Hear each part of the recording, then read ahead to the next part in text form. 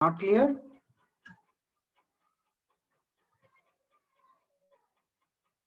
मेरी आवाज जा रही है आप लोगों तक? Yes sir. Yes sir. तो बोलते क्या नहीं, इतना लेट क्या बोलते हैं, इंतजार करते हो क्या? चलिए, I suppose everything is fine right now, आगे बढ़ा जाए। तो आज मैं आप लोगों के साथ पीरियडिक क्लासिफिकेशन ऑफ एलिमेंट्स का लेक्चर नंबर 3 डिस्कस करने वाला हूं। ओके, तो चलिए देखते हैं इनके डिटेल्स को। देखो स्टूडेंट्स, सबसे पहले आज हम लोग देखेंगे एटॉमिक साइज के बारे में। ओके, एटॉमिक साइज के बारे में देखो, यदि एटॉमिक साइज की बात होती है तो आपके दिमाग में यही आता होगा कि सर बात कर रहे हैं न्यूक्लियस से सबसे आउटर मोस्ट इलेक्ट्रॉन का डिस्टेंस का बात कर रहे हैं। पर मुझे बात बताना है एक बच्चों कि क्या न्यूक्लियस से आउटर मोस्ट सेल, मतलब जो सबसे बाहर वाला इलेक्ट्रॉन है, उस डिस्टेंस को आप कोई कन्वेंशनल मेथड से नाप सकते हो क्या? कि कोई स्केल ले जाओगे नाप लोगे? पॉसिबल नहीं है, क्योंकि एटम की जो रेडियस होती है वो काफी छोटी होती है। यदि एटम की रेडियस की बात की जाए तो कम से मतलब 1.2 एंगस्ट्रॉम के आसपास होता है रफली। इसकी रेडियस इतनी छोटी होती है, मतलब 1.2 इंटू 10⁻⁻10 मीटर के आसपास होती है। तो मुझे एक बात बताओ, इतना छोटा डिस्टेंस को नापना कन्वेंशनल मेथड तो मुश्किल है। ओके, यदि थियोरेटिकल भाषा में बात करें कि एटॉमिक रेडियस क्या होगी, थियोरेटिकल भाषा का मैं बात कर रहा हूं कि एटॉमिक रेडियस को आप डिफाइन कर सकते हो distance between the nucleus and the most loosely bonded electron. मतलब जो इलेक्ट्रॉन सबसे ज्यादा लूजली बॉन्डेड है, सबसे ज्यादा लूजली बॉन्डेड है मतलब सबसे दूर होगा। तो न्यूक्लियस और आउटर मोस्ट इलेक्ट्रॉन के बीच में जो डिस्टेंस होगी उसी को हम लोग एटॉमिक रेडियस बोलेंगे। बट इस डेफिनेशन में जो चीज मैं आपको बताना चाहता हूं, देखना यहाँ पे 2-3 वर्ड लिखे हुए हैं कि न्यूट्रल आइसोलेटेड गैसियस एटम। और ये जो थियोरेटिकल डेफिनेशन में आपके सामने बात कर रहा हूं, आपको मैं यही चीज समझाने के लिए, न्यूट्रल आइसोलेटेड गैसियस एटम। देखो, न्यूट्रल शब्द का मतलब तो भली भांति आप लोग समझ रहे हो कि कोई इलेक्ट्रॉन निकलना नहीं चाहिए, ना कोई इलेक्ट्रॉन आना चाहिए। ओके, एटम न्यूट्रल स्टेट में number of proton should be equal to number of electron, वैसे स्टेट में एटम होना चाहिए। अब आइसोलेटेड एटम की क्या बात होती है? देखो, जब मैं आइसोलेटेड एटम का बात करता हूं तो आप सभी को मालूम होना चाहिए कि एटम तो भैया झुंड में रहता है, एक अकेला एटम तो रहता नहीं है कभी। झुंड में बहुत सारे एटम इकट्ठे रहते हैं, बहुत सारे एटम इकट्ठे रहते हैं। अब मुझे एक बात बताओ, इस मतलब ये जो झुंड वाली कोई एक एटम को मैं पकड़ता हूं और मैं उसका रेडियस नापता हूं, तो ऑब्वियस सी बात है हम लोग एग्जैक्ट रेडियस नहीं नाप पा रहे। क्यों नहीं नाप पा रहे? क्योंकि ये वाली जो इलेक्ट्रॉन है वो सामने वाले दूसरे एटम के न्यूक्लियस के इंपैक्ट में होगा। सामने वाला भी न्यूक्लियस उसको थोड़ा खींच रहा है, इधर बगल वाला भी न्यूक्लियस इसको खींच रहा है, इधर वाला भी न्यूक्लियस खींच रहा है, इधर वाला भी न्यूक्लियस खींच रहा है। मतलब सब तरफ से एक अट्रैक्शन है जो इलेक्ट्रॉन को खींच रहा है। साथ में जो दूसरे एटम है उसके भी इलेक्ट्रॉन्स है, तो उसके साथ रिपल्सन भी होगा, तो इधर उधर हो रहा होगा। तो मतलब एटम यदि झुंड में पड़ी हुई है और उसकी रेडियस हम नापने का कोशिश कर रहे हैं उस जगह पे, तो बिल्कुल गलत वैल्यू आएगा, क्योंकि मल्टीपल फोर्सेस के इंपैक्ट में वो इलेक्ट्रॉन है, कोई खींच रहा है, कोई कहीं से रिपल्सन हो रहा है, कहीं कुछ हो रहा है। तो ऑब्वियस सी बात है यदि इलेक्ट्रॉन झुंड में पड़ा हुआ है तो उसकी रेडियस को यदि हम लोग नापते हैं तो वो गलत आएगा। तो हम लोग क्या करते हैं, इतना सफिशिएंट एनर्जी दे रहे हैं कि एक इलेक्ट्रॉन को मैंने क्या किया, सॉरी एक एटम को मैंने निकाल लिया। ओके, आपको मालूम है कि गैस मॉलिक्यूल्स जो होते हैं ना, वो आपस में काफी दूरी दूरी डिस्टेंस पे होते हैं, ओके। और गैस के मॉलिक्यूल्स के बीच में फोर्स ऑफ अट्रैक्शन ना के बराबर माना जाता है। तो आप क्या करो, मतलब इस पूरी सिस्टम में इतनी एनर्जी दो कि सब एटम के बीच में जो फोर्स ऑफ अट्रैक्शन है वो खत्म हो गया और एटम से एक दूसरे से बहुत दूर दूर हो गए। और एटम से एक दूसरे से दूर दूर किस सिस्टम में रहती है? गैसियस फेज में रहती है। मान लो आपको मिल गया एक गैसियस एटम। अब ये गैसियस एटम जो है वो किसी और दूसरे एटम के फोर्स के इंपैक्ट में नहीं होगा, ओके। हाँ, तब आप यहाँ पे यदि बात करो कि ठीक है सर, अब ये वाले जगह से आउटर मोस्ट इलेक्ट्रॉन का आप रेडियस को आप एटॉमिक रेडियस बोल सकते हो। तो थियोरेटिकल भाषा में भी यदि हम लोग एटॉमिक रेडियस का बात करें तो हमें ये वाला तो जरूर बताना पड़ेगा कि न्यूट्रल होनी चाहिए, क्योंकि यदि इलेक्ट्रॉन निकलता है या आता है तो रेडियस में चेंजेस आएगी। आइसोलेटेड मतलब अकेला रहना चाहिए, आसपास कोई और नहीं रहनी चाहिए। और ऑब्वियस सी बात है, जब अकेला है आसपास कोई नहीं है तो गैसियस स्टेट में। बट ये डेफिनेशन में भी यदि मैं एटॉमिक रेडियस का बात कर रहा हूं ना, तो बिल्कुल मेजर करना प्रैक्टिकली पॉसिबल नहीं है, क्योंकि मैं अभी आपको रफली बोल दिया कि एटम की जो रेडियस होती है वो इस रेंज की होती है। तो मुझे एक बात बताओ, किसी स्केल से या कुछ से आप इतना डिस्टेंस को मेजर कर सकते हो क्या? No sir. बिल्कुल नहीं मेजर कर सकते हो। अच्छा, मेरी ऑडियो वीडियो क्लियर है ना? कोई दिक्कत क्या? चलिए, तो ये तो हो गई थियोरेटिकल भाषा कि चलो एटॉमिक साइज को मैंने डिफाइन कर दिया, but practically it is not possible. Practically atomic radius को कैसे बताया जाता है?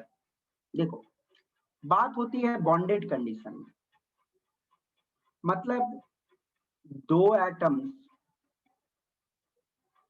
मानो हाइड्रोजन के दो एटम है, वो आपस में बॉन्डेड है, तो इसके सेंटर टू सेंटर डिस्टेंस को हम लोग निकालने का तरीका हमारे पास है। एटम यदि बॉन्डेड स्टेट में है तो उसके सेंटर टू सेंटर डिस्टेंस को निकालने का हमारे पास तरीका होता है। ऐसे ऐसे टेक्निक हैं, जैसे कि एक्सरे डिफ्रैक्शन टेक्निक होती है, X-ray diffraction, okay, and microwave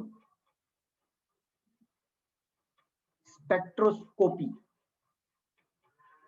अब ये टेक्निक क्या है नहीं है इसके डिटेल्स में आपको जानी नहीं है, बस हाँ, बस आपको इतना जानना है कि ये जो एक्सरे डिफ्रैक्शन टेक्निक है और माइक्रोवेव स्पेक्ट्रोस्कोपी टेक्निक है, इससे बॉन्ड लेंथ मेजर किया जा सकता है। बॉन्ड लेंथ बोलने का मतलब है क्या? दो एटम जो बॉन्डेड है उनके सेंटर टू सेंटर डिस्टेंस को हम लोग बॉन्ड लेंथ बोल रहे हैं। तो ये डिस्टेंस को मेजर करना पॉसिबल है, बॉन्ड लेंथ। आपसे कभी पूछ लेगा कोई कि बॉन्ड लेंथ को कैसे मेजर करते हैं, तो भैया ये एक्सरे डिफ्रैक्शन या माइक्रोवेव स्पेक्ट्रोस्कोपी से मेजर की जाती है। अब ये मेथड कैसे मेजर करता है उसके डिटेल्स में आपको नहीं जानना। अब बॉन्ड लेंथ जहां मेजर हो गया, इस बॉन्ड लेंथ के हाफ करते हैं, बॉन्ड लेंथ का हाफ करते हैं,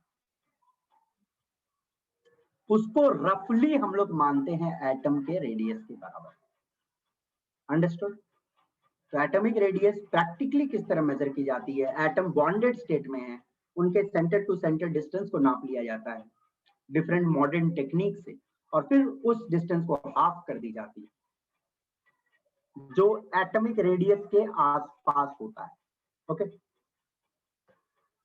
एटॉमिक रेडियस को यदि हम लोग डिफाइन करें, अब जो मॉडर्न तरीके से प्रैक्टिकली डिफाइन किया जाए, तो एटॉमिक रेडियस को डिफाइन किया जा सकता है as half of the internuclear distance between combined atom। Internuclear मतलब दोनों के न्यूक्लियस का सेंटर टू सेंटर डिस्टेंस का आधा को हम लोग एटॉमिक रेडियस मानते हैं। वेरी सिंपल, समझ गए? तो एटॉमिक रेडियस अब डिफाइन होगी, that will be in bonded condition. Understood? Got it? अब आप जान रहे हो कि हर एक एलिमेंट जो होता है सेम टाइप का बॉन्ड नहीं बनाता है। मुझे एक बात बताना कि नॉन मेटल जैसे बॉन्ड बनाते हैं, मेटल भी वैसे ही बॉन्ड बनाता होगा क्या? नहीं, आपने जूनियर क्लासेस में पढ़ा है कि नॉन मेटल सब जो होती है कोवेलेंट बॉन्ड बनाती है, शेयरिंग करके बनाती है। वही मेटल्स इलेक्ट्रॉन लूज या गेन करके बॉन्ड बनाता है। ओके, तो रेडियस जो होती है, atomic radius different different type की होती है। इन डिटेल्स हम लोग स्टडी करेंगे, बट एटॉमिक रेडियस के क्या क्या यूनिट है ये जान लो। एटॉमिक रेडियस मेजर करने के लिए हम लोग नॉर्मल यूनिट जो यूज करते हैं, एंगस्ट्रॉम का इस्तेमाल करते हैं, ओके, या पाइकोमीटर का इस्तेमाल करते हैं। ये दो यूनिट के टर्म में हम लोग नॉर्मली एटम की रेडियस को डिफाइन करते हैं। जहां 1 एंगस्ट्रॉम या 1 पाइकोमीटर कितना होता है आप बता सकते हो क्या? 1 एंगस्ट्रॉम कितना मीटर होता है? 10 to the power minus 10 to the power 10 minus 10. 10 metre. और picometre 10 to the power 10 to To the the power minus 12. 12 metre. Okay, got it. तो चलिए अलग अलग टाइप ऑफ एटॉमिक रेडियस क्या होता है हम लोग उसको समझने की कोशिश करते हैं। Based on the nature of bonding, मतलब किस टाइप की बॉन्डिंग है उस आधार पे हम लोग एटॉमिक रेडियस बनाते हैं, बनाते नहीं। मतलब दो एलिमेंट्स के बीच में किस टाइप की बॉन्डिंग है उस आधार पे हम लोग एटॉमिक रेडियस बताते हैं। जैसे आपको नाम से ही पता चल रहा है कि देखो पहला वाला type of radius is covalent radius. Covalent radius, covalent bond तो नॉन मेटल्स के बीच में बनती है, तो आपके दिमाग में एक चीज आ सकता है कि हाँ, कोवेलेंट रेडियस नॉर्मली हम लोग कैलकुलेट करेंगे नॉन मेटल्स के लिए। Got it. दूसरा टाइप ऑफ रेडियस होता है आपका metallic radius. Obviously the name is इशारा कर रहा है आपको कि कोई मेटल्स के केस में हम लोग ऐसा रेडियस कैलकुलेट कर सकते हैं। एक और टाइप ऑफ रेडियस होती है वंडरवाल रेडियस। वंडरवाल रेडियस उन सब्सटेंस के लिए यूज किया जाता है, उन नॉन मेटल्स के लिए यूज किया जाता है नॉर्मली जो सॉलिड फॉर्म में एग्जिस्ट करती है, जैसे कि आयोडीन के केस में, फास्फोरस के केस में, उन सब केस में हम लोग वंडरवाल रेडियस का यूज करते हैं। Molecular substance in solid state और नोबल गैस के लिए भी वंडरवाल रेडियस का यूज किया जाता है। तो ये ध्यान में रखिएगा, molecular substance in solid state, वो मॉलिक्यूलर सब्सटेंस जो सॉलिड स्टेट में रहती है। जैसे कि आपको मालूम है ना, आयोडीन एक सॉलिड है तो कैसा रहता है, I2 के मॉलिक्यूल सब इकट्ठे रहते हैं। तो मॉलिक्यूल है ना, I2 मॉलिक्यूल सॉलिड फॉर्म में एग्जिस्ट कर रहा है। फास्फोरस के कैसे मॉलिक्यूल होते हैं, P4 का एक मॉलिक्यूल, फास्फोरस का एक मॉलिक्यूल में 4 एटम्स रहता है, फिर दूसरा मॉलिक्यूल में 4 एटम होगा, वो सब इकट्ठे एक सॉलिड के फॉर्म में रहते हैं। तो उनके केस में हम लोग वंडरवाल रेडियस इस्तेमाल करते हैं। एंड नोबल गैस के केस में भी, नोबल गैसेस के केस में भी हम लोग वंडरवाल रेडियस का इस्तेमाल करते हैं। समझिए बात को। तो चलिए इनको डिटेल्स में हम लोग देखते हैं थोड़ा सा। कोवेलेंट रेडियस, तो डेफिनेशन वाइज कोवेलेंट रेडियस को बताऊं तो डेफिनेशन तो सेम है। आपको क्या करना है, इंटर न्यूक्लियर डिस्टेंस ले लेनी है। इंटर न्यूक्लियर डिस्टेंस समझ रहे हो ना, सेंटर टू सेंटर डिस्टेंस ले लेना। ओके, किसका, दोनों न्यूक्लियस एटम्स के बीच में, मतलब जो जो एटम्स कंबाइंड है उनके दोनों न्यूक्लियस के बीच में डिस्टेंस ले लेते हैं। ओके, और ये जरूरी ध्यान रखिएगा कि वो कोवेलेंट बॉन्ड से जुड़े रहना चाहिए।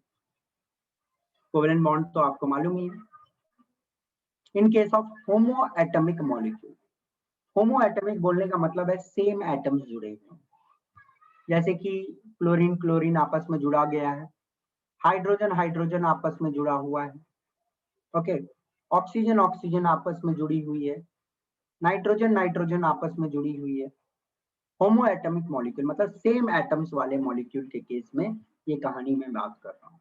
ओके, मान लो दो एटम्स जो हैं, ये एक ए एटम है ये दूसरी भी आपकी एक ए एटम।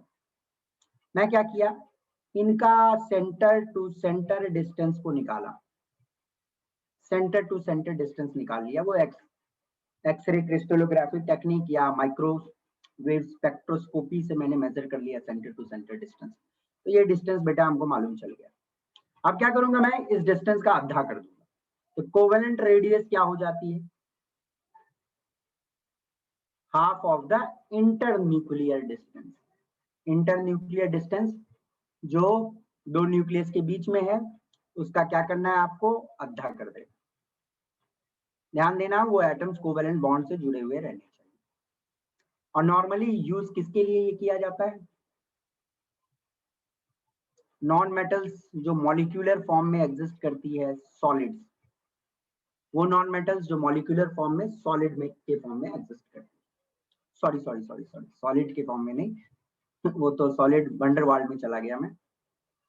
नॉन मेटल्स जो मॉलिक्यूल के फॉर्म में एग्जिस्ट करती है, जैसे कि Cl chlorine, H2O2 N2, okay, वो गैसियस भी हो सकते हैं। तो नॉर्मली नॉन मेटल्स जो मॉलिक्यूलर फॉर्म में एग्जिस्ट कर रही है, उनके लिए हम लोग कोवेलेंट रेडियस यूज करते हैं। Got it.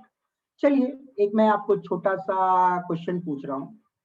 मान लो कि दो क्लोरीन के एटम है, ओके, वो दोनों आपस में बॉन्डेड हैं और उनकी सेंटर टू सेंटर डिस्टेंस 199 पाइकोमीटर है। क्या आप मुझे रेडियस बता सकते हो क्लोरीन का? ऑब्वियसली मैं क्लोरीन का कोवेलेंट रेडियस आपसे पूछ रहा हूं, कितना होगा? 99.5। हाँ कुछ वही, मतलब आसपास 99 पाइकोमीटर भी बोल सकता हूँ, कोई दिक्कत नहीं, बोल सकते हैं 99 पाइकोमीटर, नो इश्यूज। Yes sir. चलिए अब ये ध्यान देना कि covalent radius changes with the nature of bonding. यदि ए और ए के बीच में मानो सिंगल बॉन्ड है और ए मान लो डबल बॉन्ड बना लेता है, मान लो ए और ए ट्रिपल बॉन्ड बना लेता है, तो बच्चों ध्यान देना कि नेचर ऑफ बॉन्डिंग, मतलब बॉन्ड यदि डबल बॉन्ड या ट्रिपल बॉन्ड हो जाती है तो कोवेलेंट रेडियस बदल सकती है। सिंपल सा बात है, आप समझ रहे हो कि डबल बॉन्ड होगी तो थोड़ा ज्यादा और क्लोज आ जाएगा, ट्रिपल बॉन्ड होगी तो और थोड़ा क्लोज आ जाएगा। तो नंबर ऑफ बॉन्ड्स यदि बढ़ेगी तो कोवेलेंट रेडियस भी बदल जाएगा। तो वेरी सिंपल, कोवेलेंट रेडियस क्या होती है, दो एटम के बीच में सेंटर टू सेंटर डिस्टेंस लेंगे, पहले बॉन्डेड है कोवेलेंट बॉन्ड से, अब उसका आधा कर दिए, दैट इज कोवेलेंट रेडियस। किसके लिए यूज करना है, नॉन मेटल्स कोवेलेंट बॉन्ड बनाते हैं उनके लिए हम लोग यूज करेंगे। Got it. चलिए अब नेक्स्ट टाइप ऑफ रेडियस जो होती है दैट इज वंडर वाल रेडियस। डेफिनेशन सेम रहता है बट डेफिनेशन में एक डिफरेंस आपको पकड़ना है, that is non bonded atoms. Okay, एक बार आप डेफिनेशन को पढ़ लो। वंडर वाल रेडियस को डिफाइन किया जाता है हाफ, किसका हाफ, इंटर न्यूक्लियर डिस्टेंस, मतलब दो एटम के न्यूक्लियस के बीच के डिस्टेंस को हाफ किया जाता है। और वो एटम कौन रहेंगे, नॉन बॉन्डेड एटम्स रहेंगे। नॉन बॉन्डेड एटम्स बोलने का मतलब क्या है बच्चों, ध्यान से देखना आप लोग। यहाँ पे मान लो मैं आयोडीन का ही बात कर रहा हूँ, तो आयोडीन का मॉलिक्यूल देखो कैसे रहता है, I2 ऐसे रहता है। ओके, आपको क्या करना है, दो सामने वाले एटम्स जो नॉन बॉन्डेड है, ये एटम और ये एटम जो नॉन बॉन्डेड है, इन दोनों के बीच में बॉन्ड थोड़ी है, इनका मैंने सेंटर टू सेंटर डिस्टेंस को नापा। ओके, इन दोनों का सेंटर टू सेंटर डिस्टेंस को नापा और इसको मैंने क्या किया, हाफ कर दिया, दैट इज वंडर वाल रेडियस। ओके, यदि आप ये वाला करते हो तो भैया ये वाला करोगे तो आप कौन सा रेडियस मेजर कर ले रहे हो, covalent radius. Covalent radius measure करो। ये वाला मानो x लेता हूं, x/2 कर रहा हूं, तो कोवेलेंट रेडियस मेजर कर रहे हैं। सर ज्यादा एक्यूरेट तो वंडर वॉल से होना। क्या बोल रहे हो बेटा? सर ज्यादा एक्यूरेट तो वंडर वॉल्स होगा ना? ऐसी बात नहीं है, मतलब देखो हर चीज के लिए अलग अलग मेथड होता है। मतलब जो नॉन मेटल्स गैसियस फॉर्म में है, क्लोरीन गैसियस फॉर्म में, तो उसके लिए हम लोग ज्यादा एक्यूरेट कोवेलेंट रेडियस होगा। आयोडीन नॉन मेटल है बट सॉलिड स्टेट में एग्जिस्ट कर रहा है, तो उसके लिए वंडरवाल रेडियस मेजर होगा। ओके, बता रहा हूं, ध्यान से देखो। वंडरवाल रेडियस क्या है? आधा ऑफ इंटरन्यूक्लियर डिस्टेंस, किसके न्यूक्लियस के बीच में? दो एटम्स जो सामने सामने है और नॉन बॉन्डेड है, बॉन्डेड वाले नहीं, नॉन बॉन्डेड वाले। ये वाला नॉन बॉन्डेड है और ये वाला नॉन बॉन्डेड है सामने सामने। और वो ध्यान देना है किसके लिए यूज होगा? वो नॉन मेटल जो सॉलिड स्टेट में एग्जिस्ट करता है। Got it? अब देखो मेरा आप लोगों से एक क्वेश्चन है कि मुझे बताना कि वंडरवाल रेडियस मैं एक चीज के लिए मेजर कर रहा हूं और मैं कोवेलेंट रेडियस किसी और के लिए मैं यूज कर रहा हूं, तो मुझे एक बात बताना कि जिसके लिए वंडरवाल रेडियस मेजर हो रहा है उसका रेडियस बड़ा होगा कि जिसके लिए कोवेलेंट रेडियस मेजर हो रहा है उसके लिए रेडियस बड़ा होगा? Sir wonder wall. वंडरवाल होगा। सिंपल सी बात है भैया, आप तो समझ रहे हो ना। कोवेलेंट में क्या हो रही है?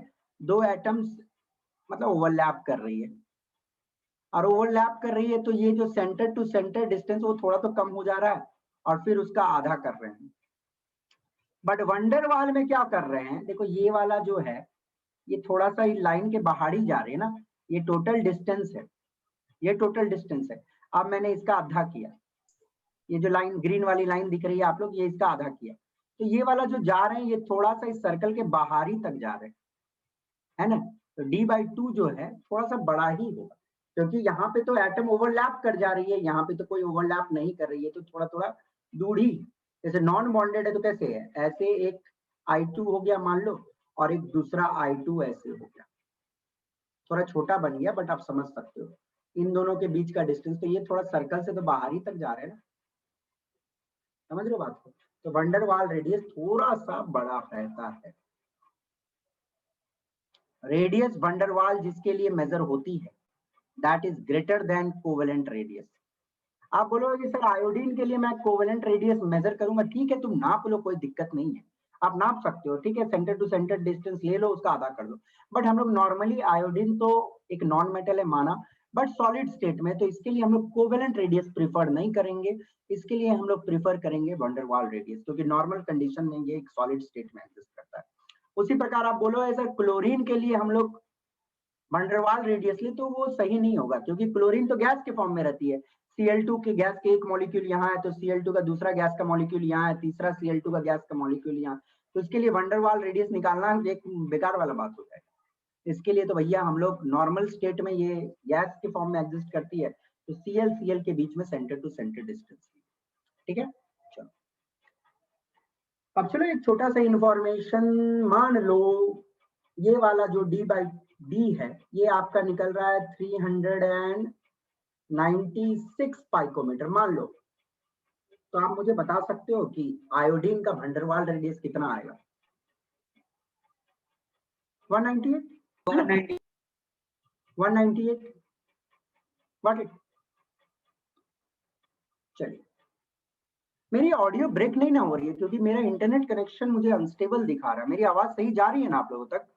Yes sir. सर आवाज तो आ रही है आपकी। ओके ओके, वेरी गुड, तो ये दिमाग में रखिएगा। तीसरा टाइप ऑफ मेटेलिक रेडियस, साफ वेरी सिंपल डेफिनेशन है कि मेटल के लिए यूज होती है, सेम डेफिनेशन होगी कि दो सामने सामने वाले एटम्स हैं एक मेटेलिक क्रिस्टल में। मेटल में क्या होते हैं? ओवरलैप थोड़ी कर दिया एटम, वो जस्ट टच कर दिया। दो सामने सामने वाले एटम के भैया आप सेंटर टू सेंटर डिस्टेंस ले ले, इसका हाफ कर दे, बस बात खत्म। यही तो हो गई मेटेलिक रेडियस। डिफाइन करते हैं हाफ इंटरन्यूक्लियर डिस्टेंस का, न्यूक्लियस न्यूक्लियस के बीच में मेजर कर लो, उसका आधा कर लो। डेफिनेशन अब रटना तो नहीं है, आप लोग क्लास 7-8 में थोड़े ही हो, कॉन्सेप्ट पकड़नी है जो आप लोग पकड़ चुके हो। अब देखना बालक लोग, मेरा क्वेश्चन आप लोगों से है कि यदि मैं बोला चलो कोवेलेंट रेडियस, वंडरवाल रेडियस और आपका मेटेलिक रेडियस, तो सबसे छोटा कौन सा होगा, बीच वाला कौन सा होगा, सबसे बड़ा कौन सा होगा? सबसे छोटा सबसे कोवेलेंट। बड़ा ये वंडरवॉल्स रेडियस होगा और सबसे छोटा कोवेलेंट होगा। Very good, very good. सबसे बड़ा वंडरवॉल रेडियस होगा क्योंकि वो थोड़ा सा सर्कल के बाहर तक ही चल जाता है। फिर नेक्स्ट मेटेलिक रेडियस होगा क्योंकि भैया ये टच कर रहा है, और कोवेलेंट तो ओवरलैप मारती है, तो ये सबसे छोटा हो। ओके, ये दिमाग में रखिए। अंडरस्टूड? चलिए, यस सर। इसको लिखना इस तरह से तो सही नहीं है, मैं एक तरीका से लिख देता हूं कि आपको याद रहेगा ये चीज। ओके, वैसे कॉन्सेप्ट आप लोग पकड़ लीजिए, कोवेलेंट रेडियस सबसे छोटा होगा। ओके, अब एटॉमिक रेडियस की यदि हम जिक्र करें तो आप सभी जानता हूं, एक बात मैं आपको बता दूं कि एटॉमिक रेडियस डिपेंड करती है जेड इफेक्टिव पे। जेड इफेक्टिव सबको याद है ना? क्या होता है Z effective? Sir attraction sir balance electron कितना मतलब चार्ज फील करेगा due to nucleus. Z effective होता है कि जो सबसे बाहर वाला इलेक्ट्रॉन है उसको न्यूक्लियस की कितनी अट्रैक्शन फील हो रही है। ओके, अब मुझे एक बात जरा सोच के बताना, यदि सबसे बाहर वाला इलेक्ट्रॉन को जेड इफेक्टिव ज्यादा फील हो रहा है तो साइज बढ़ेगा कि घटेगा? साइज तो बढ़ेगा ना सर। मान लो आप मतलब नहीं सर, घटेगा सर। सब बच्चा सही है ना? यदि न्यूक्लियस बाहर वाले इलेक्ट्रॉन को ज्यादा तेजी से आकर्षित कर रहा है तो साइज तो छोटा कर देगा ना, ज्यादा तेजी से अट्रैक्ट करेगा तो अंदर क्या और इलेक्ट्रॉन आएगी ना। यस सारे सर। बच्चों यस सर, घटेगा। चलो, तो जेड इफेक्टिव यदि इंक्रीज करेगी तो एटॉमिक रेडियस क्या होना चाहिए? डिक्रीज। डिक्रीज। डिक्रीज करेगी। ये मैं अक्रॉस द पीरियड का बात कर रहा हूं। अब देखो अक्रॉस द पीरियड में कहानी यही है कि भैया साइज तो मतलब नंबर ऑफ सेल्स तो एक पीरियड में सेम रहता है कि नहीं रहता है? एक Yes, पीरियड में नंबर ऑफ सेल्स तो सेम रहते हैं। लिथियम में जितना सेल होगा बेरिलियम में भी उतना ही सेल, बोरोन में भी उतना ही, मतलब ग्रुप 2 में 2 ही सेल्स होते हैं, 2 के सेल एल सेल। ओके, अब 2 ही सेल है बट फ्लोरीन का न्यूक्लियस में सबसे ज्यादा इलेक्ट्रॉन है, सॉरी सबसे ज्यादा प्रोटॉन है। तो प्रोटॉन सबसे ज्यादा तेजी से खींच रहा है तो साइज को सबसे ज्यादा छोटा करेगा। तो अक्रॉस द साइज क्या होगा? एटॉमिक रेडियस क्या होगी? क्या होना चाहिए? डिक्रीज होना चाहिए। ओके, ये दिमाग में रखिएगा। Across the period atomic radius decrease होती है। आप देख रहे हो ये पिक्चर से आपको इमेज आराम से क्लियर हो रहा होगा। ये तीसरा पीरियड है, 3 सेल है सब में, बट क्लोरीन का साइज सबसे छोटा है। ओके, अब दिमाग में एक चीज रखिएगा कि फ्लोरीन की साइज सेकेंड पीरियड में सबसे छोटी है। ओके, चलिए एक और चीज बताना था। अब बोलो कि सर आपने फ्लोरीन के बाद एक नियॉन भी आता है, तो मुझे एक बात बताओ, क्या नियॉन का साइज और छोटा होना चाहिए कि और बड़ा होना चाहिए? आप सोचो, इसका जवाब मैं आपको थोड़ी देर बाद दूंगा आज ही की क्लास में। क्या लग रहा है दिमाग में, क्या आ रहा है? सबसे छोटा होना चाहिए कि सबसे बड़ा होना चाहिए? सर सबसे छोटा। सबसे छोटा होना चाहिए। ठीक है, चलिए इसका जवाब मैं आपको 4-5 मिनट बाद देता हूँ। सारे बच्चों के दिमाग में यही है, सबसे छोटा होना चाहिए? यस चलो इसका जवाब बाद में क्यों, अभी ही दे देता हूँ, बाद वाला बात बाद में हो जाएगा। मान लो आपका घर है, ठीक है ना? आपके घर में मतलब 3 कमरे हैं, मान लो 3 रूम हैं, तो 3 रूम में आप लोग मान लो कि 4 आदमी रहते हो। और किसी दिन ऐसा हुआ कि और 10 रिलेटिव आ गए आपके घर में। तो उस दिन, जिस दिन 10 रिलेटिव आएंगे, उस दिन ज्यादा आराम से रह पाओगे कि नहीं रह पाओगे? मुझे ये बताना। नहीं रह पाएंगे। आप तो थोड़ा जुगाड़ लगाने लग जाओगे कि कोई दोस्त वोस्त का घर खाली है तो चल वहां चलते हैं, वहां रह जाएंगे, मतलब आप दूर जाओगे अपने घर से। तो बोलने का मतलब क्या होता है, यदि कोई भी नोबल गैस का मैं बात करता हूं तो मुझे एक बात बताओ, नोबल गैस का आउटर मोस्ट सेल क्या रहता है? ऑक्टेट कंप्लीट रहता है। आउटर मोस्ट सेल का ऑक्टेट कंप्लीट रहता है, मतलब क्या, मैक्सिमम इलेक्ट्रॉन होल्ड करके रखता है जितना पॉसिबल है ना। आउटर मोस्ट सेल में मैक्सिमम कितने इलेक्ट्रॉन हो सकती है? 8 ही ना हो सकती है। 8, यस सर 8। तो नोबल गैस मैक्सिमम इलेक्ट्रॉन अपने आउटर मोस्ट सेल में रखता है। अब maximum electron outer most shell में है तो इलेक्ट्रॉन इलेक्ट्रॉन के बीच में रिपल्सन होना शुरू हो जाता है, बेटा ध्यान देना। और इलेक्ट्रॉन इलेक्ट्रॉन में जब रिपल्सन होने लगती है तो इलेक्ट्रॉन अपने दायरे से थोड़ा दूर भागता है, और अपने दायरे से थोड़ा दूर भागेगा तो साइज को इंक्रीज करेगा कि डिक्रीज करेगा? इंक्रीज करेगा। Increase. तो बच्चों एक बात बता देता हूं, noble gas has largest size in period. एक पीरियड में नोबल गैस सबसे बड़ा होता है, ओके। और नोबल गैस के लिए वैसे भी हम लोग वंडरवाल रेडियस कैलकुलेट करते हैं। अभी बताया ना, नोबल गैस के लिए वंडरवाल रेडियस कैलकुलेट करेंगे। Yes sir. लिथियम एक मेटल है जिसके लिए मेटेलिक रेडियस कैलकुलेट होगी। ये सब nitrogen, oxygen, fluorine non metal है जिसके लिए कोवेलेंट रेडियस कैलकुलेट होगी। तो देखो आपको अभी ही समझ आएगा कहानी। मेटेलिक रेडियस, इन सब के लिए कोवेलेंट रेडियस, और नोबल गैस के लिए वंडरवाल रेडियस। कौन सबसे बड़ा होना चाहिए? वंडरवाल रेडियस ना, वंडरवाल रेडियस है ना। वंडरवाल रेडियस सबसे बड़ी होनी चाहिए। अंडरस्टूड? और देखो इसको थोड़ा सा मैं यहां से भी समझाता हूं इस इमेज से। एक्चुअली क्या है, जो नोबल गैस होते हैं, बहुत सारे इलेक्ट्रॉन है आउटर मोस्ट सेल में। तो इलेक्ट्रॉन इलेक्ट्रॉन में इतना रिपल्सन होता है कि वो अपने नॉर्मल दायरे से थोड़ा दूर और चल जाता है। इसलिए जो रेडियस होती है नॉर्मल दायरे से थोड़ा सा बाहर तक ही जाती है। इसलिए वंडरवाल रेडियस के केस में थोड़ा रेडियस तो बड़ा हो ही जाएगा। Got it? तो ये दिमाग में रहेगा, नोबल गैस हैज सबसे बड़ी size in period. Important one, okay. पूछ लिया गया है क्यों? तो क्योंकि नोबल गैस के लिए भैया वंडरवाल रेडियस मेजर कर रहे हैं हम लोग, ओके।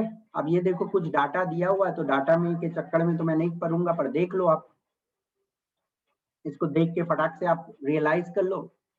ये डाटा अक्रॉस द पीरियड का है कि डाउन द ग्रुप का है? ये डाउन द ग्रुप का डाटा डाउन है द ना? ग्रुप है। ये अक्रॉस यस द पीरियड का डाटा देखो बेटा। अक्रॉस द पीरियड देख रहे हो आप, देखो लिथियम की साइज 152 पाइकोमीटर है, बेरिलियम का साइज छोटा हुआ, अक्रॉस द पीरियड छोटा होगा कि नहीं होगा? होगा। Yes sir.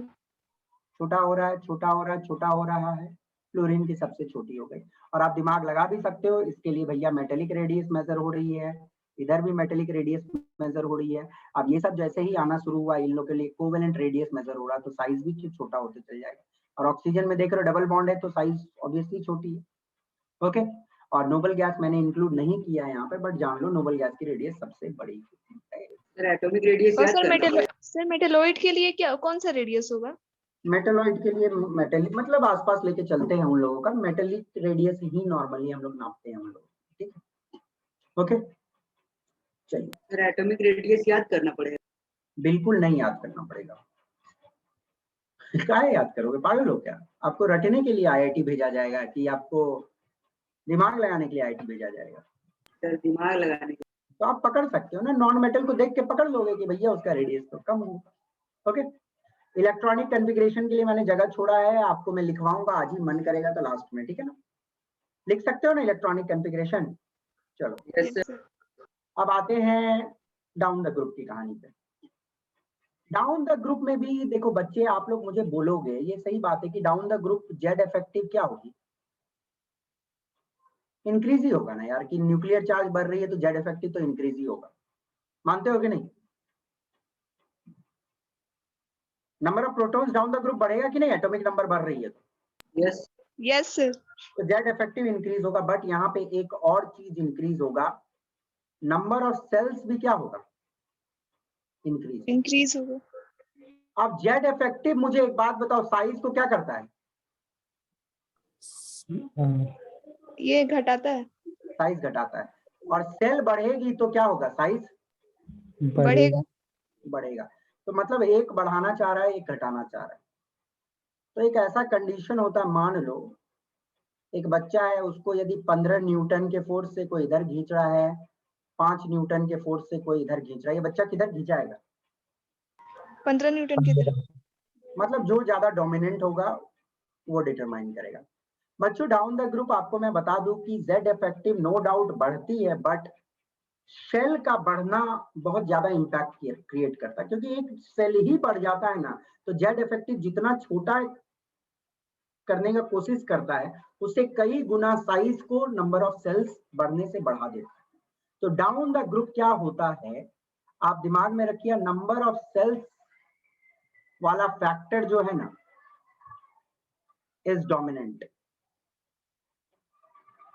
तो ठीक है ना, तो डाउन द ग्रुप आप Z इफेक्टिव वाला फैक्टर को नहीं लेके चलोगे, आप नंबर ऑफ सेल्स वाला कहानी लेके चलोगे, तो ऑब्वियसली डाउन द ग्रुप क्या होगा, साइज क्या होगी, बताने की तो Increase जरूरत होगा। है ही नहीं, साइज इंक्रीज होगी, आप सभी को मालूम है। ओके, कोई दिक्कत नहीं। चलिए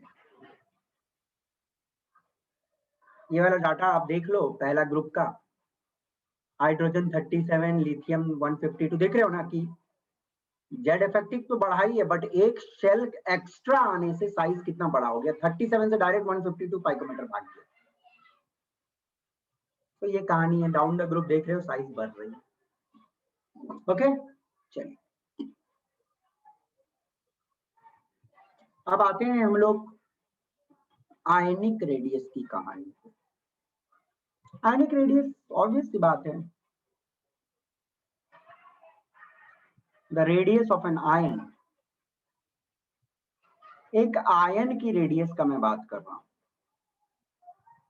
ओके, एक आयन की रेडियस का मैं बात कर रहा हूं।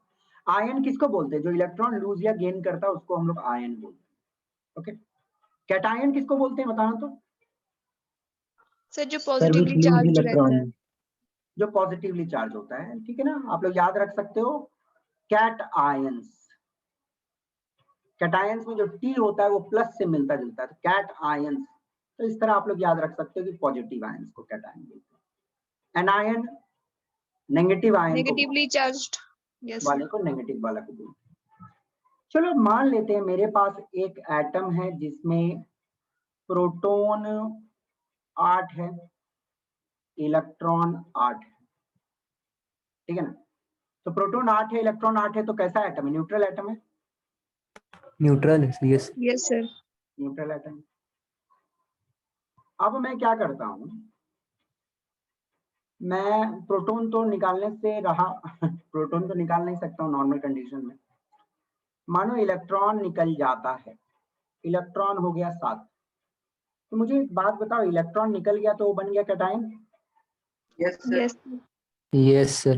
इसका नाम मान लेता हूँ ए है, तो ये वाला ए प्लस हो गया, तो क्या हुआ, ये लॉस ऑफ इलेक्ट्रॉन हुआ। यस।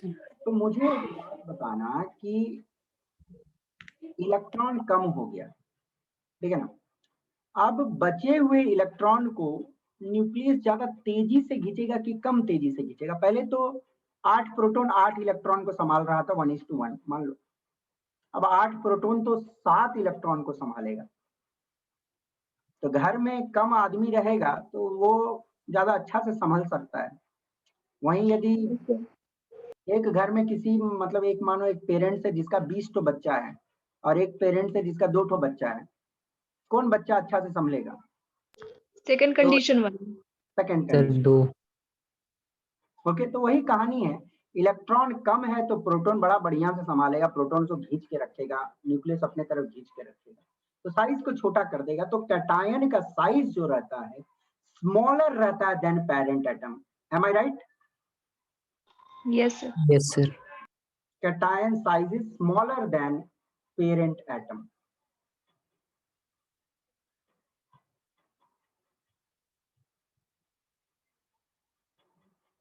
वहीं मान लो प्रोटॉन तो 8 ही है, मान लो एक्स्ट्रा इलेक्ट्रॉन आ गया एक, तो ये तो बन गया A-। अब एक्स्ट्रा इलेक्ट्रॉन आ गया तो जितना एक्स्ट्रा आते जाएगा भैया, जब घूम जो करना है कर, तो इलेक्ट्रॉन ज्यादा अच्छा से अट्रैक्टेड तो नहीं होगा ना न्यूक्लियस के प्रति, इधर उधर भागेगा। अब इधर उधर भागेगा तो साइज को बड़ा करेगा कि छोटा करेगा? बड़ा करेगा। बड़ा करेगा। तो एनायन जो बनेगा बेटा आपका, anion is क्या bigger than parent atom. Parent atom.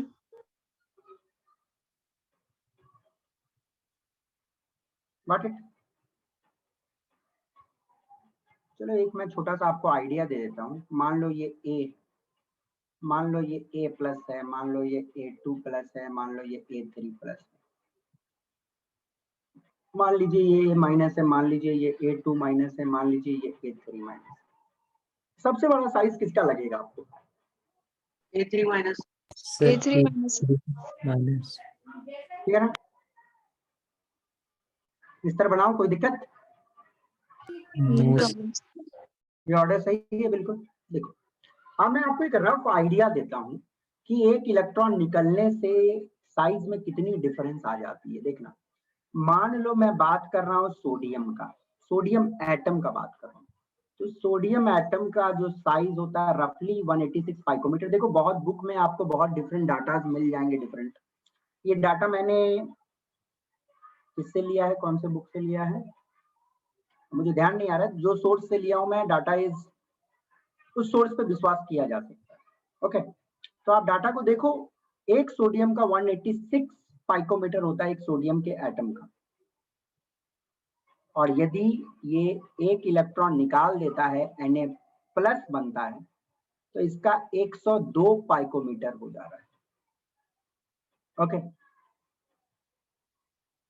आप देख ही रहे हो कि मतलब भैया 186 पाइकोमीटर से 102 पाइकोमीटर हो गया कि एक इलेक्ट्रॉन निकला। तो छोटी हो रही है कैटायन। वही मैग्नीशियम का बात करूं तो 160 पाइकोमीटर होती है।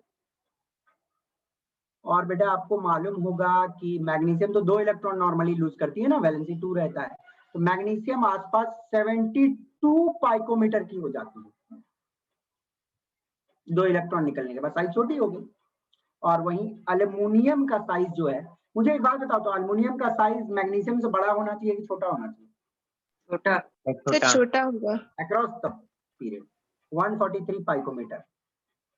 वहीं एल्युमिनियम तो नॉर्मली किस फॉर्म में एग्जिस्ट करती है? आयन 3+ होता है। तो इसका साइज 54 पाइकोमीटर के आसपास होगा।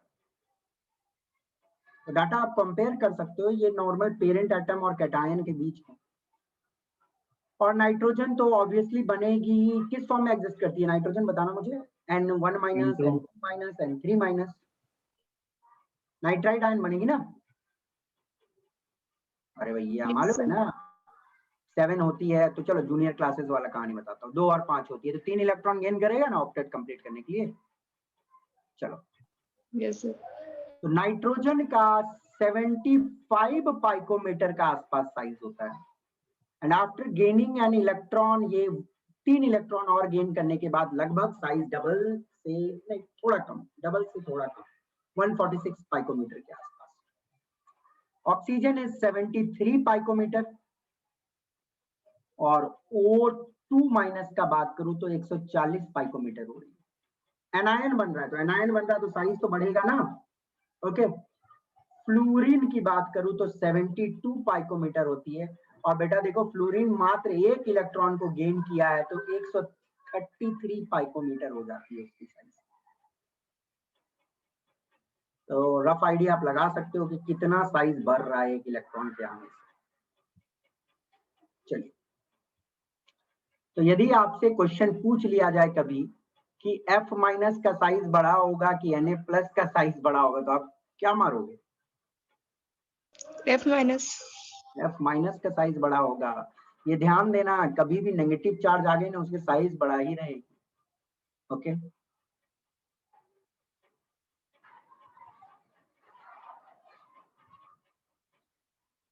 तो रेडियस का ये कहानी है। हाँ, आइसो इलेक्ट्रॉनिक आयंस के केस में देख लो, आपको क्या लग रहा है? आइसो इलेक्ट्रॉनिक आयंस के केस में, आइसो इलेक्ट्रॉनिक का मतलब समझते हो ना? Same number of electron. Same number of electrons.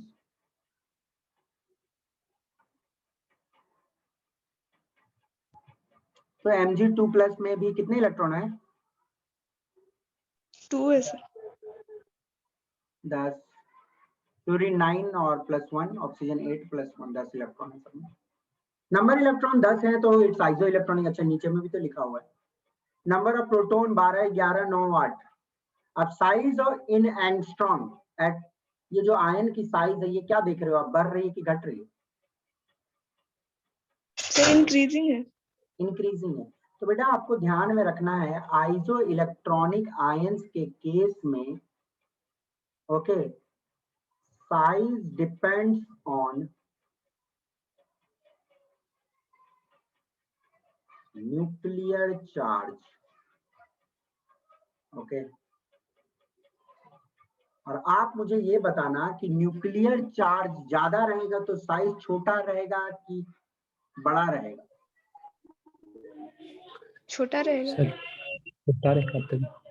Size depends on nuclear charge मतलब डायरेक्टली प्रोपोर्शनल होगा बेटा कि इनडायरेक्टली होगा? इनडायरेक्टली होगा। आप दिमाग लगा लो इनडायरेक्टली प्रोपोर्शनल क्यों मैं बोल रहा हूँ, क्योंकि यदि न्यूक्लियर चार्ज ज्यादा होगा तो ज्यादा तेजी से ना इलेक्ट्रॉन को खींचेगा। देख ये न्यूक्लियर चार्ज 12 है, नंबर ऑफ प्रोटॉन 12 है, न्यूक्लियर चार्ज ज्यादा है तो साइज देखो सबसे कम है। न्यूक्लियर चार्ज थोड़ा कम हुआ तो साइज बड़ा हो गया, न्यूक्लियर चार्ज थोड़ा और कम हुआ तो चार्ज और साइज और छोटा हो गया, न्यूक्लियर चार्ज बहुत कम हुआ है यहाँ पे 8 तो साइज देखो बड़ा हो गया। तो आइसो इलेक्ट्रॉनिक आयंस के केस में size depends on nuclear charge और वो इनडायरेक्टली प्रोपोर्शनल होगा, मतलब ज्यादा न्यूक्लियस में चार्ज होगा तो साइज छोटी होगी, ठीक है ना, दिमाग में रहेगा? Yes sir. Inert gas have largest size in their group, fill कर सकते हो बिकॉज इसके लिए वंडरवाल रेडियस मेथड होती है। तो ये तो मैंने आपको पहले ही एक्सप्लेन कर दिया, आप इसको लिख सकते हो, ठीक है, समझ गए? तो ये हुई एटॉमिक साइज की कहानी। आयोनाइजेशन एंथैल्पी में आने से पहले चलो कुछ क्वेश्चन बनाते हैं, देखते हैं बच्चों लोग क्वेश्चन कैसे बनाते हैं। क्वेश्चन बनाने के लिए मुझे चलना पड़ेगा कहाँ पे, क्वेश्चन बनाने के लिए मुझे जाना पड़ेगा 88, एक सेकंड रुक जाओ।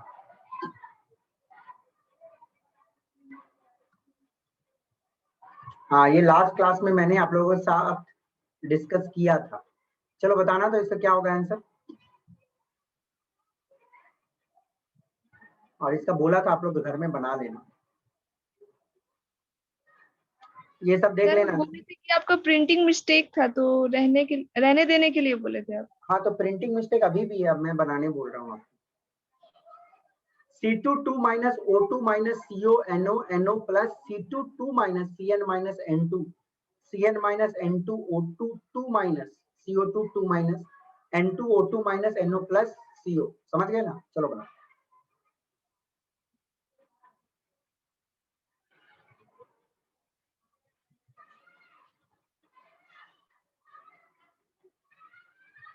C22 minus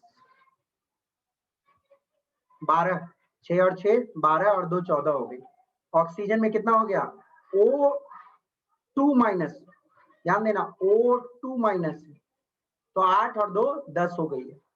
तो ऑब्वियस सी बात है ये तो आइसो इलेक्ट्रॉनिक नहीं होगी, ओके। 6 6 12 और 2 14 हो गई, ये तो नहीं है। NO प्लस नाइट्रोजन कितनी होती है? 7 ना, 7 से। ऑक्सीजन 8 15, एक इलेक्ट्रॉन निकला हुआ है, एक प्लस है तो एक इलेक्ट्रॉन निकला हुआ है ना, तो 14 इलेक्ट्रॉन। C2 2 माइनस, अभी हम लोगों ने देखा 6 6 12 और 2 माइनस मतलब 2 इलेक्ट्रॉन आई हुई, 2 यूनिट चार्ज आ रहा है नेगेटिव तो 2 इलेक्ट्रॉन आई है, 14 इलेक्ट्रॉन। CN माइनस, कार्बन में कितना 6 और 7 13 और 1 माइनस तो 14 इलेक्ट्रॉन। ये लग रहा आंसर है, एक नाइट्रोजन में 7, 2 नाइट्रोजन में 7 तो 14 राइट आंसर है। चलिए दूसरा वाला लिखो, rank is set of ions in order of decreasing size, decreasing size.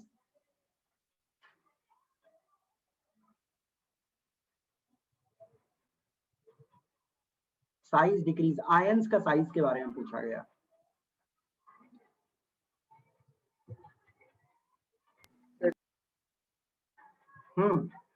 Yes sir.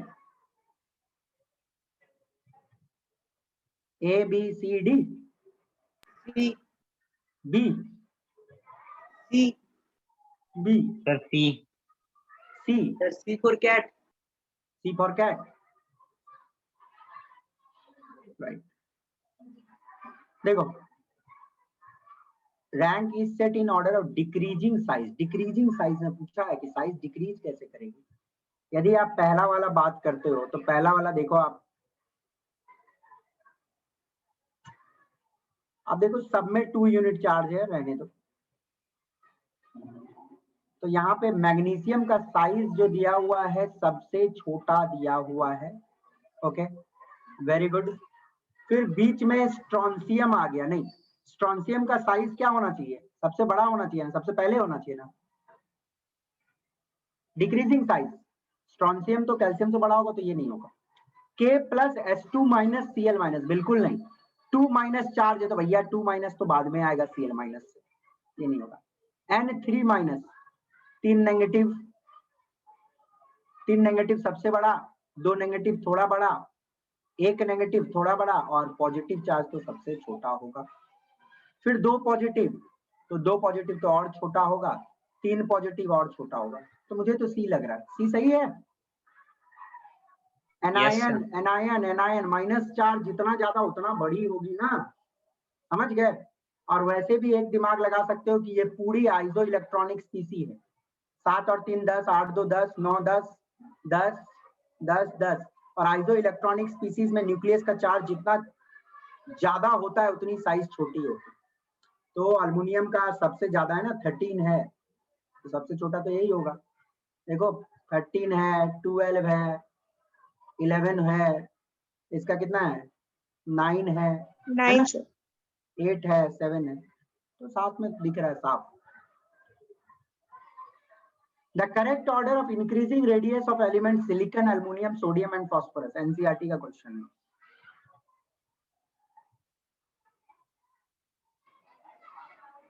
क्या होगा?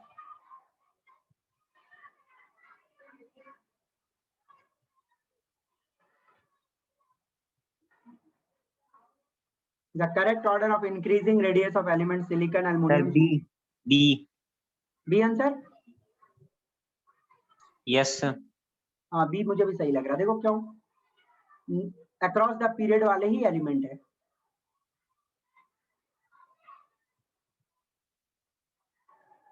यही ऑर्डर है ना, sodium, magnesium, aluminium, silicon, phosphorus, यही ऑर्डर है। Yes sir. तो भाई सोडियम का साइज तो भैया सबसे बड़ा होगा, क्योंकि अक्रॉस द पीरियड साइज घटती है। Which of the following atom or ion has the smallest size? किसकी साइज स्मॉलेस्ट है? N हाँ सर एन डी नंबर हाँ सर, डी। पक्का? yes sir. Yes sir. पक्का सर 100%? Sir 110%. 110% लॉक कर दे? Yes sir. Lock कर दिए सर। मार खाने के लिए रेडी रहो। सर ऑनलाइन क्लास में कैसे मारिएगा? आप देखो, अपने आप को मार लो एक झापर। अक्रॉस द पीरियड न जा रहे हैं। अक्रॉस द पीरियड सबसे लास्ट में कौन आ रहा है? F. फ्लोरीन। तो फ्लोरीन का साइज ना सबसे छोटा होगा बेटा। फोटो दिखाएं थे कि नहीं?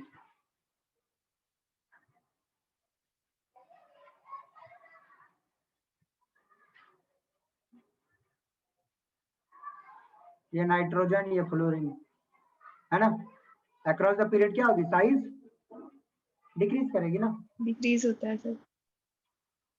चलिए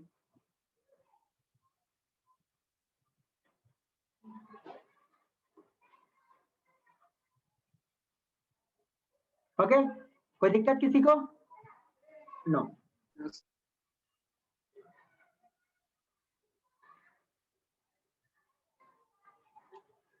this is a very good question. इसका आंसर थोड़ा सोच समझ के देना, क्योंकि हवा में आंसर दोगे तो गलत आ जाएगी। ओके चलिए। सर IE1 क्या है सर? तो IE1 आपको मालूम ही नहीं है तो आंसर कहाँ से दोगे? सर सेकंड वाला होगा क्या? नहीं, इन्हें पढ़ाया नहीं है रे।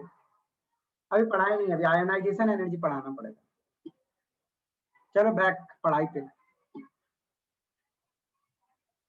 आयनाइजेशन एनर्जी की कॉन्सेप्ट आपको बतानी है, ध्यान से देखना, आराम से देखना इस कॉन्सेप्ट को, ठीक है ना? ओके, एक सेकंड रुकना आप लोग।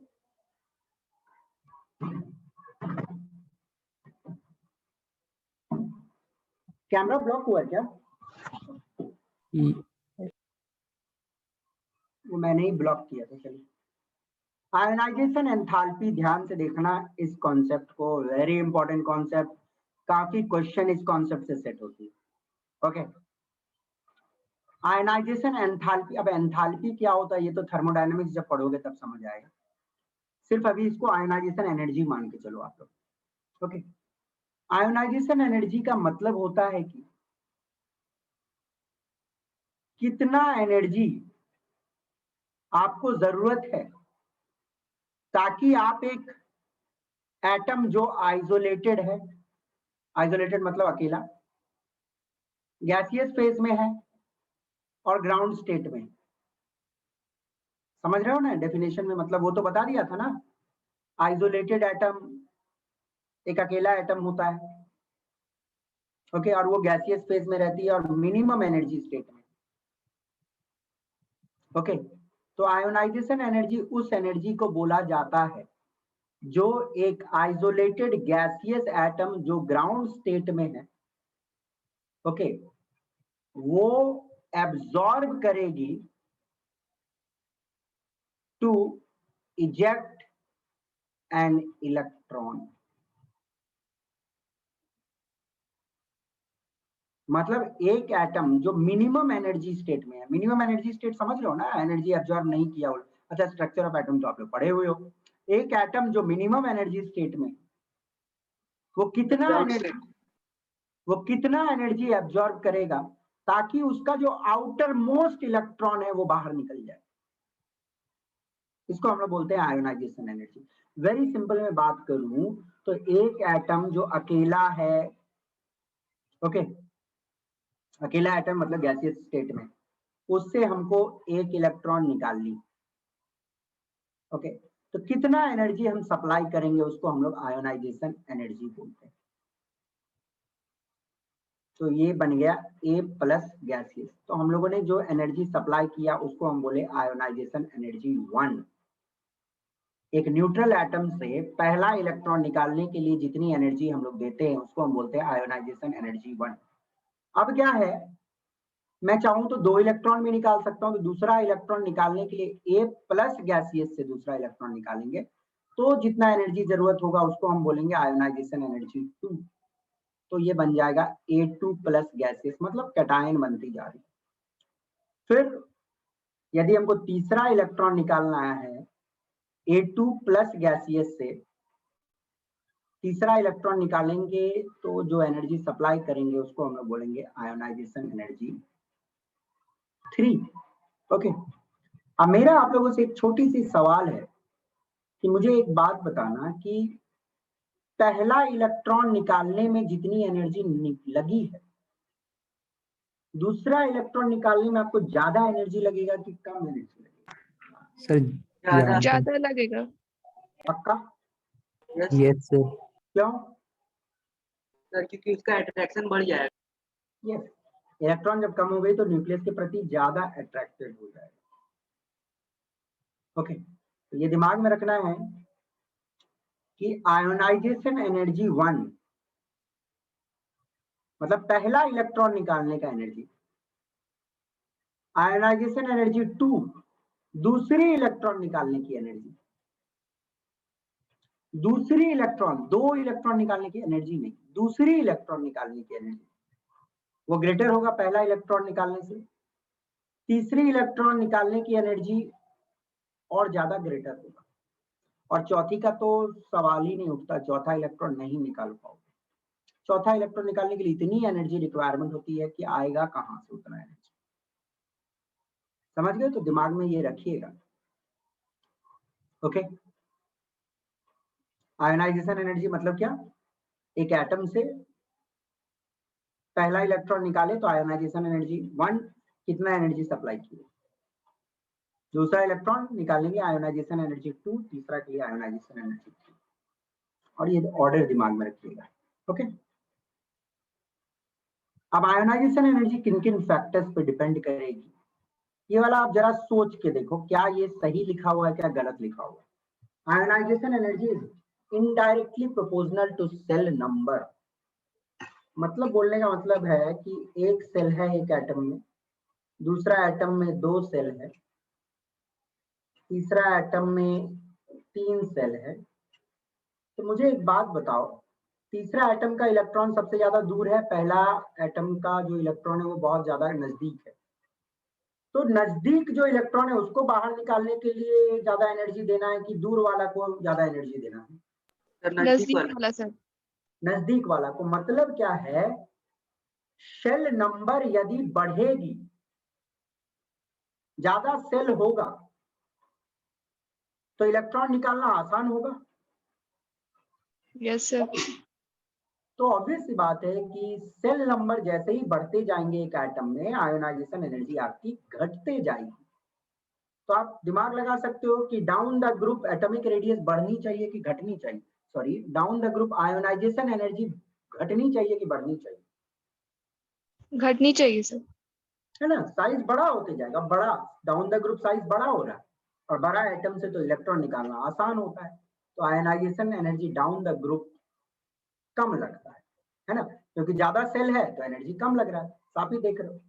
उसी प्रकार सेम कहानी यहाँ पे लिखा हो कि रेडियस यदि एटम का ज्यादा होगा तो आयोनाइजेशन एनर्जी आपकी क्या होगी, कम होगी। जितना बड़ा रेडियस होगा इलेक्ट्रॉन निकालना उतना आसान।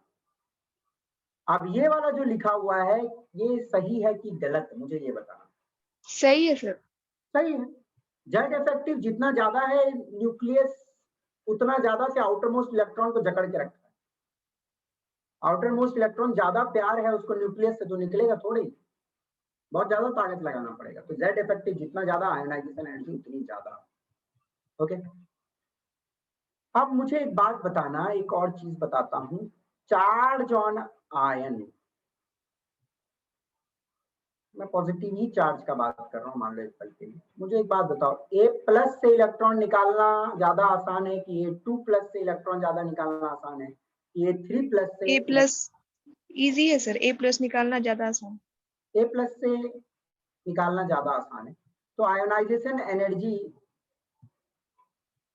यदि मैं आयंस का बात करूं, नहीं ये मैं गलत लिख दिया ना, A3+ से निकालना ज्यादा होगा ना। ओके, कोई दिक्कत?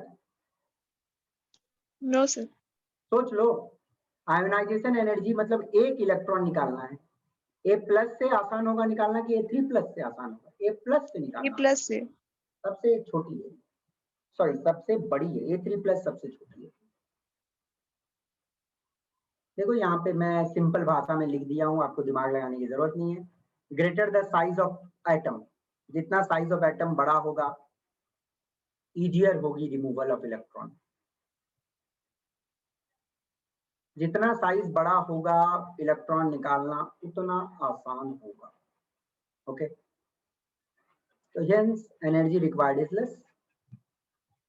ओके, न्यूक्लियर चार्ज, चार्ज जितना ज्यादा होगा उतनी ज्यादा ताकत से इलेक्ट्रॉन न्यूक्लियस की तरफ अट्रैक्टिव होगा, तो removal of electron will be very difficult. Very simple. हाँ, इलेक्ट्रॉनिक कॉन्फ़िगरेशन एक और मैटर होता है, हाफ फिल्ड और कंप्लीटली फिल्ड, आपने पढ़ा है ना। ये सब क्या होते हैं, एक्स्ट्रा स्टेबल होते हैं, है कि नहीं। अब मुझे एक बात बताओ, एक्स्ट्रा स्टेबल है, बड़ा स्टेबल पड़ा हुआ है, क्या बोलेगा कि इलेक्ट्रॉन निकाल लो, इतना आसानी से निकालने दे देगा क्या इलेक्ट्रॉन? नहीं ना, नहीं। तो हाफ फील्ड कॉन्फ़िगरेशन और फुल फील्ड कॉन्फ़िगरेशन से इलेक्ट्रॉन निकालना इज टफ, क्योंकि ये लोग एक्स्ट्रा स्टेबल है। क्यों अपना स्टेबिलिटी लूज करेगा एक इलेक्ट्रॉन ये निकाल, ये क्यों एक इलेक्ट्रॉन निकालेगा, नहीं निकालना चाहेगा। ओके, अब नेक्स्ट ये वाला चार्ट बताने से पहले आपको कुछ चीज मैं बताना चाहता हूँ। ठीक है, मैं सेकेंड पीरियड का बात कर रहा हूँ, ठीक है ना, ध्यान से सुनना मेरी बात को। ओके, मैं सेकंड पीरियड का बात कर रहा हूँ। जल्दी से मुझे सेकंड पीरियड एलिमेंट्स का नाम बताइए। सर क्या क्या? Sodium, magnesium, aluminium, silicon, phosphorus, sulphur, ऐसे करते करते जाएगा।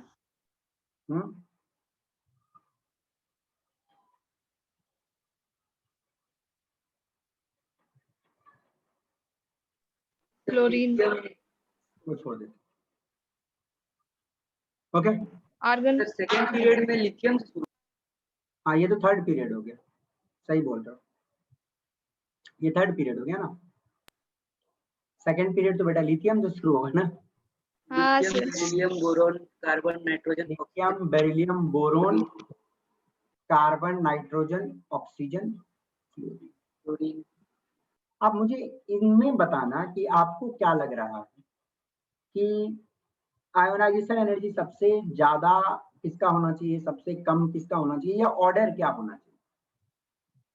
सबसे ज्यादा सर लिथियम का होना चाहिए। हाँ सर, डिक्रीजिंग ऑर्डर होना चाहिए, सबसे ज्यादा लिथियम। सबसे ज्यादा लिथियम का होना चाहिए। चलो देखते हैं। मुझे एक बात बता, मतलब सर कम एनर्जी लगेगा लिथियम में से निकालने में। साइज का बात करूं तो लिथियम का साइज बड़ा होगा, बेरिलियम का साइज तो छोटा होते जाएगा ना यार। Down the across the group क्या होता, पीरियड क्या होता है, साइज छोटा होता है सर। अक्रॉस द पीरियड है ना, तो साइज छोटी होती है। तो इलेक्ट्रॉन निकालना किससे मुश्किल है, लिथियम से कि फ्लोरीन से? फ्लोरीन से। तो यार आप लोग थोड़ा लॉजिक भी लगाओ, लिथियम मेटल है, फ्लोरीन नॉन मेटल है, तो मेटल से इलेक्ट्रॉन निकालना ज्यादा आसान है। और इतना पढ़ चुके हैं आप लोग कि अक्रॉस द पीरियड साइज छोटी होगी ना। ओके, समझ गए? तो जनरल ट्रेंड यही बोलता है, यदि मैं आयोनाइजेशन एनर्जी का बात करूं, मानो आयोनाइजेशन एनर्जी 1 ही का बात कर रहा हूं, पहला इलेक्ट्रॉन निकालने की, तो फ्लोरीन का सबसे ज्यादा होना चाहिए, है ना? आपको लग रहा है यही ऑर्डर होना चाहिए कि नहीं? सही है यस ये? Sir, yes sir. Yes sir. बिल्कुल सही है। बट यहाँ पे एक लफड़ा है, यहाँ पे एक लफड़ा है। वो लफड़ा को आपको याद रखना है। यदि सिंपल भाषा में उसको बोलोगे कि एक्सेप्शन है, तो फिर एक्सेप्शन बोल के मैं पार कर दूं तो गलत बात होगा, क्योंकि फिर आपको केमिस्ट्री की नॉलेज नहीं हो पाएगी, क्या हुआ क्यों हुआ। तो चीजों को समझना है। देखो ऑर्डर थोड़ा गड़बड़ होता है, ये वाला इधर आ जाता है, ठीक है ना, आगे पीछे होता है। यहाँ पे भी ये आगे पीछे होता है। ओके, तो चलिए पहले सबसे पहले इन दोनों को समझते हैं कि आगे पीछे क्यों होता है। नाइट्रोजन का इलेक्ट्रॉनिक कॉन्फ़िगरेशन मुझे बताओ। 2 and 5। 1s2 2s2 2p 3 sir. यही है ना इलेक्ट्रॉनिक कॉन्फ़िगरेशन। ओके, अब मुझे एक बात बताओ, इसका जो मैं 2p वाला डब्बा का बात करूं, लास्ट वाला डब्बा का बात करूं, ओके, ये कैसा है? हाफ फील्ड है। हाफ फील्ड है। ऑक्सीजन का 8 होता है, तो 1s2 2s2 2s2 2p 4। तो ऑक्सीजन का यदि मैं लास्ट वाला डब्बा का बात करूं 2p वाला, तो ये कुछ इस प्रकार है। मुझे एक बात बताओ, आप नाइट्रोजन के पास गए कुछ एनर्जी लेके, बोले नाइट्रोजन को कि लो इतना एनर्जी, एक इलेक्ट्रॉन निकाल दो, नाइट्रोजन निकालेगा? क्यों नहीं निकालेगा? बोले भैया देखना हम तो बहुत स्टेबल है, काहे ला हम डिस्टर्ब होंगे, हाफ फील्ड है ये है, तुम अपना एनर्जी अपने पास रखो, नहीं चाहिए। बट वही उतनी अमाउंट ऑफ एनर्जी के साथ मैं चलो ऑक्सीजन के पास पहुंच रहा हूँ कि यार तू एक इलेक्ट्रॉन निकालना, तो क्या ऑक्सीजन निकालेगा एक इलेक्ट्रॉन? बोलो। Yes oxygen sir. निकाल देगा, ऑक्सीजन बोलेगा ये यस सर। खुशी खुशी निकालेगा। ऑक्सीजन काहे खुशी खुशी निकालेगा? क्योंकि यदि वो एक इलेक्ट्रॉन निकाल देता है तो वो हाफ फील्ड हो जाता है ना? समझ रहे हो बात को ना? तो ऑक्सीजन एक इलेक्ट्रॉन नाइट्रोजन के कंपैरिजन में जल्दी निकालना पसंद करेगा कि नहीं करेगा, मुझे बताओ। Yes sir correct. Yes, sir. तो इसलिए इस ऑर्डर में क्या होता है, ऑक्सीजन से इलेक्ट्रॉन निकालना, पहली इलेक्ट्रॉन निकालना इज कंपैरेटिवली आसान देन नाइट्रोजन। ओके, कंपैरेटिवली आसान देन नाइट्रोजन, ये दिमाग में रखिएगा। तो ये ऑर्डर में रिवर्सल होता है थोड़ा सा, ये दिमाग में रखिएगा। Okay, because of the half field और फुल फील्ड वाले कारण। यहां पे भी एक लफड़ा होता है। बेरिलियम का यदि मैं इलेक्ट्रॉनिक कॉन्फ़िगरेशन लिखूं तो क्या होगा, बोल जल्दी से। 1:2:2.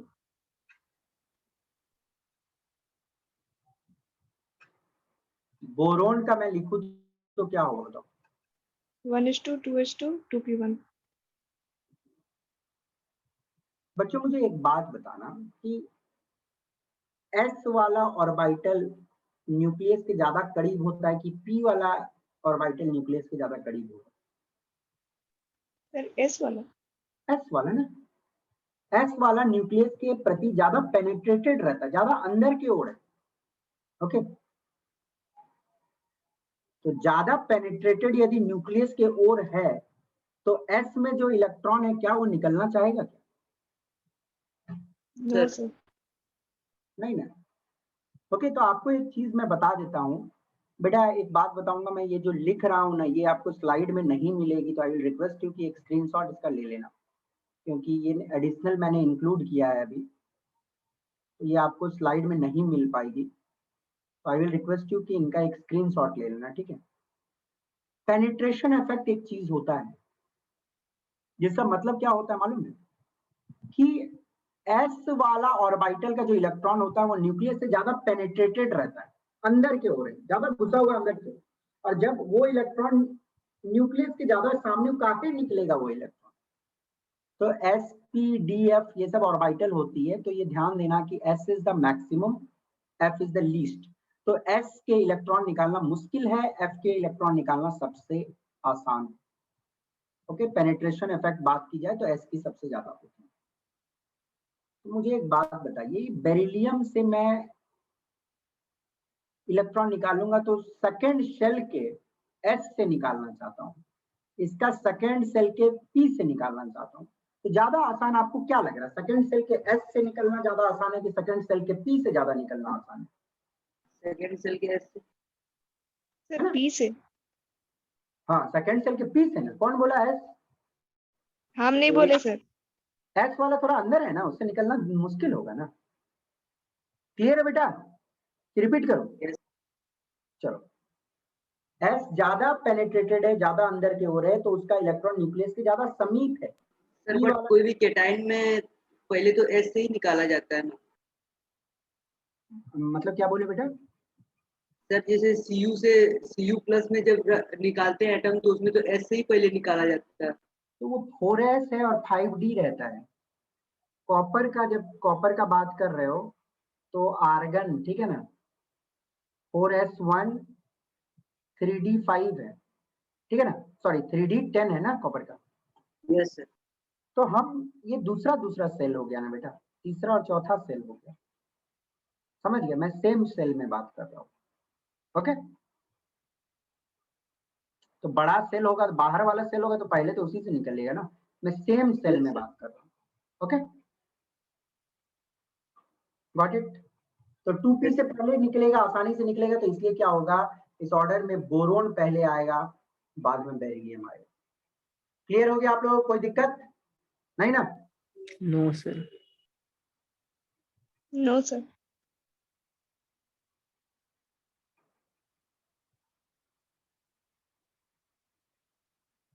Removal easy. So there is a kind request, please इसका एक स्क्रीनशॉट ले लो, क्योंकि ये आपके स्लाइड में इंक्लूडेड नहीं रहेगा, ठीक है? अच्छा, आप लोग पढ़ने बैठते तो कॉपी पेन लेके बैठते हो कि नहीं बैठते? एक बात सर लेके बताना, बैठते हैं. अब बच्चों से रिक्वेस्ट है, देखो हर चीज रेडीमेड के चक्कर में मत पड़ो। देखो हम लोग प्रोवाइड कर रहे हैं आपको डिजिटल नोट, इसका मतलब ये नहीं है कि आप कॉपी में नोट्स मत बनाओ। आप अपने कॉपी में नोट्स प्लीज बनाओ, क्योंकि जब आप लिखोगे तो इसका एक अलग इंपॉर्टेंस आता है। ओके, हर चीज डिजिटल दुनिया में मत पूछो, अंडरस्टूड। कॉपी में जब नोट्स लिखोगे तो आपको खुद समझ आएगा कि चीजें क्या हो रही हैं। तो हम लोग डिजिटल नोट्स भेज रहे हैं तो उसको देख के प्लीज लिख लिया करना, और क्लास के टाइम भी पेन पेंसिल हाथ में रखना। ओके, क्योंकि कोई जो चीज मैं बोल रहा हूँ कोई चीज आपको नोट करना पड़ेगा। ओके, चलिए आगे बढ़ूं मैं। सबने ले लिया एक स्क्रीनशॉट इसका? Yes sir. Yes, sir. Yes, sir. अब देखो मैं कहानी, ये जो ग्राफ बताने वाला हूँ ना बेटा, this graph is very important. ये ग्राफ काफी इंपॉर्टेंट है, ध्यान से देखिएगा। चाय तो कभी नसीब ही नहीं होता, चाय आता है ठंडा हो जाता है। चलिए, अच्छा आप ये जो चार्ट है, ये फर्स्ट आयोनाइजेशन एनर्जी में कितनी एनर्जी लगेगी पर मोल, ठीक है ना, कितना एनर्जी लगेगा इलेक्ट्रॉन निकालने के लिए वर्सेस एटॉमिक नंबर। ओके, अब देखा क्या जा रहा है, क्या दिख रहा है बताओ तो? नोबल गैस में सबसे ज्यादा एनर्जी लग रहा है कि नहीं? Yes, sir. तो ये दिमाग में रखना कि नोबल गैस से इलेक्ट्रॉन निकालना सबसे आसान है कि मुश्किल है? मुश्किल है सर। क्यों निकालेगा? मुझे एक बात बता, नोबल गैस क्यों निकालेगा? ये तो फुलफिल्ड है ना।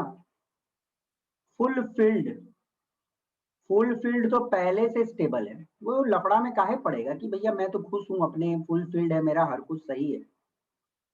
तो फुलफिल्ड स्टेबल रहते हैं, तो रिमूवल ऑफ इलेक्ट्रॉन में मैक्सिमम एनर्जी लगेगी। तो आपको याद रखना है कि एक पीरियड में इलेक्ट्रॉन निकालना लास्ट वाला एलिमेंट से सबसे ज्यादा होगा कि पहले वाले एलिमेंट से सबसे ज्यादा होगा?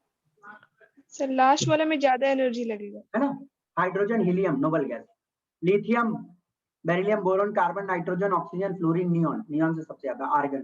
तो नोबल गैस से इलेक्ट्रॉन निकालना सबसे मैक्सिमम एनर्जी। बाकी लफड़ा वाला कहानी आप देख रहे हो कि बेरिलियम के बाद बोरोन आता है ना, और आप कभी देख रहे हो कि बोरोन से इलेक्ट्रॉन निकालना थोड़ा आसान है। तो आपको ये समझ आ गया ना, बोरोन से इलेक्ट्रॉन निकालना थोड़ा आसान क्यों है? कोई दिक्कत? Yes, sir. समझ आ गया सर। ये समझाएं थे अभी? ओके, ठीक उसी प्रकार मैग्नीशियम और अल्युमिनियम में भी वही कहानी है, ठीक है ना, 3s2 3p3। ओके, समझ आ रही है ना? 3p3 नहीं होगा, मैग्नीशियम का हो जाता है आपका 2s2 होगा, तो उसका 2s2 2p1 हो जाएगा, है ना। Got it? तो उसका 1 से निकालना, देख लो एक बार मैं लिख के बता दे रहा हूँ। यदि सोडियम का आप निकालते हो तो नियॉन, सोडियम का है, मैग्नीशियम है ना, मैग्नीशियम हो गया neon 3s2।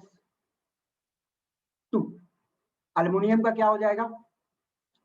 Neon 3s2 3p1। 3p1। तो अल्युमिनियम का थर्ड वाला P से निकालेंगे, इसका थर्ड वाला S से निकालेंगे, तो मैग्नीशियम से निकालना थोड़ा दिक्कत है, इसलिए अल्युमिनियम का आसान है। Got it? चलिए, ये दिमाग में रखिएगा। और ये भी तो समझ आ रहा है ना, नाइट्रोजन ऑक्सीजन फास्फोरस सल्फर काहे हो रहा है? काहे कि ऑक्सीजन तो हाफ फिल्ड हो जाएगा, तो जरा आराम से निकालेगा, नाइट्रोजन नहीं निकालेगा। तो ये ग्राफ का कहानी आप लोगों को गौर करना है। बाकी ये वाला जो है ये डी ब्लॉक एलिमेंट है, उसमें थोड़ा लफड़ा कहानी चलता है, तो उसमें अभी नहीं पढ़ना है आपको सेक्टर, ठीक है। चलिए, तो ये आयोनाइजेशन एनर्जी की कहानी है। इलेक्ट्रॉन एफिनिटी तो आज नहीं देखेंगे, बट क्वेश्चंस देखेंगे कुछ।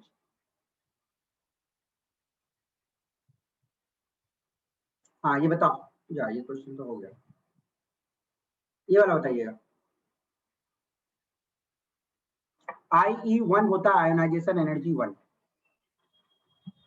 अच्छा एक बात बताओ तो, आयोनाइजेशन एनर्जी 4 इतना हाई क्यों होता है, बता सकते हो? आयोनाइजेशन एनर्जी 4 इतना हाई क्यों होता है, रीजन बता सकते हो? Any students? सर अट्रैक्शन ज्यादा होगा न्यूक्लियस से। मतलब 3 इलेक्ट्रॉन निकल गई है, चौथा इलेक्ट्रॉन तो न्यूक्लियस के बहुत करीब आ जाएगा, है ना। तो ऑब्वियस सी बात है चौथा इलेक्ट्रॉन को निकालना थोड़ा मुश्किल होगा। चलिए ये वाला कहानी बताइए, तो ये क्वेश्चन पढ़ो आप। आयोनाइजेशन एनर्जी 1, 2 और 3 फॉर एन एलिमेंट दिया हुआ है। बोल रहा है कि कौन सा स्टेट सबसे ज्यादा स्टेबल है इसका। देखो ध्यान से देखना है, मतलब एक इलेक्ट्रॉन निकलता है तो M+। अब ऑक्सीडेशन स्टेट आप लोग तो ऑक्सीडेशन अभी नहीं समझ पाओगे। M3+। तो बोल रहा है कि M+ में रहना पसंद करेगा कि M2+ में कि M3+। M3+। M3+। चलिए देखते। देखो पहला इलेक्ट्रॉन निकालने के लिए 7 इलेक्ट्रॉन वोल्ट की एनर्जी पड़ी, ठीक है ना। अब दूसरा इलेक्ट्रॉन निकालने के लिए भैया ज्यादा तो पड़ेगा, दुनिया जहान जानता है, तो 15 इलेक्ट्रॉन वोल्ट के आसपास पड़ी। तो ठीक है 7 है 15 है, डबल है, थोड़ा ज्यादा है, चलो ठीक है, इतना इलेक्ट्रॉन अफोर्ड कर दे, इतना एनर्जी अफोर्ड हो गया, मान लो दूसरा इलेक्ट्रॉन निकल गया। पर मुझे एक बात बताओ, तीसरा इलेक्ट्रॉन निकालने का जो एनर्जी है वो दुगना से मतलब तिगुना का आसपास है। तो इतनी तक की एनर्जी समझ आ रहा है, चलो 7 इलेक्ट्रॉन वोल्ट एनर्जी दिया पहला इलेक्ट्रॉन निकला, 15 इलेक्ट्रॉन वोल्ट एनर्जी दिया दूसरा इलेक्ट्रॉन निकला। बट तीसरा इलेक्ट्रॉन निकालने के लिए 42.5 इलेक्ट्रॉन वोल्ट की एनर्जी देनी पड़ी, मतलब बहुत ज्यादा एनर्जी देना पड़ रहा है। तो बेटा मुझे एक बात बताना कि ये वाला एलिमेंट M2+ में आके सेटल होना चाहेगा कि नहीं। ठीक है भैया M2+ हो गया, इतना और ज्यादा एनर्जी इतना कहां से आएगा कि तीसरा इलेक्ट्रॉन निकले। तो आपको क्या लग रहा है M2+ में वो रहना ज्यादा पसंद करेगा कि नहीं करेगा, क्योंकि एनर्जी गैप बहुत ज्यादा है ना, उतना एनर्जी। समझ आ रही है? Yes sir. वो सर एक बार और समझाइए ना। एक बार और हाँ सर रिपीट करिए वो। इसको मैं एक कहानी बताता हूँ, ठीक है ना, आप ध्यान से एक कहानी सुनो, ठीक है। मान लो आपका एक दोस्त है, ठीक है ना, आपका एक दोस्त, वो आज आपके घर में आया और बोला कि देख भाई हमको थोड़ा दिक्कत हो गया है, तो हमको 500 रुपया उधारी दो। तो आप क्या करोगे, दोस्त है, होगा दिक्कत, 500 रुपया उधारी दे दिए, ठीक है। दूसरा दिन आपका वो दोस्त फिर पहुंच गया और उस दिन बोल रहा है कि दोस्त एक काम करो ना, 800 रुपया उधारी दो ना। तो आप बोलोगे क्या बात है यार, मतलब आज भी पैसा का जरूरत पड़ गया तुमको। बोले देखना ऐसा बाइक का एक्सीडेंट हो गया, ये सब बात है। तुम बोलोगे ठीक है ले लो, चलो दोस्त है यार है, ले लो, 800 रुपया दे दिए। अब तीसरा दिन आपका दोस्त, वही दोस्त फिर पहुंच गया और बोल रहा है कि दोस्त 1 लाख रुपया देना है, थोड़ा जरूरत है हमको। तो तुम क्या करोगे, दोगे 1 लाख रुपया? सर उसको भगा देंगे सर। तो उसको मारेगा, बोले भाग यहाँ से, पिट जाएगा सर वो दोस्त। पिट जाएगा। तो मतलब क्या है, 500 रुपया मांगा वहां तक ठीक था, 800 रुपया मांगा वहां तक ठीक था, वहां तक दोस्ती टिका। अब वो मतलब अपना औकात से ऊपर कोई मांगेगा तो दोस्ती तो तेल लेने गया, है कि नहीं। तो कहानी वही है कि भैया 7 इलेक्ट्रॉन वोल्ट का एनर्जी अफोर्डेबल है, 15 इलेक्ट्रॉन वोल्ट की एनर्जी अफोर्डेबल है। एक के बार इतना ज्यादा एनर्जी देना तीसरा इलेक्ट्रॉन को निकालने के लिए, इतना एनर्जी आएगा कहां से। तो ज्यादा एनर्जी यदि लग रहा है, बहुत ज्यादा एनर्जी लग रहा है तीसरा एनर्जी स्टेट में पहुंचने के लिए, तो कॉम्प्रोमाइज होगी और उसी स्टेट में वो रह जाएगा, वो तीसरा इलेक्ट्रॉन नहीं निकालेगा। समझ आई? Yes sir. चलो आप समझ आ गया होगा। Which of the following metal is expected to have the highest ionization energy? इसको बनाओ बेटा, पेन पेपर लो और बनाओ। आयोनाइजेशन एनर्जी कितना पूछा मुझे, आयोनाइजेशन एनर्जी 3 पूछा है, सॉरी। इसको बनाओ, पेन पेंसिल हाथ में लो और बनाओ, तब बनेगी।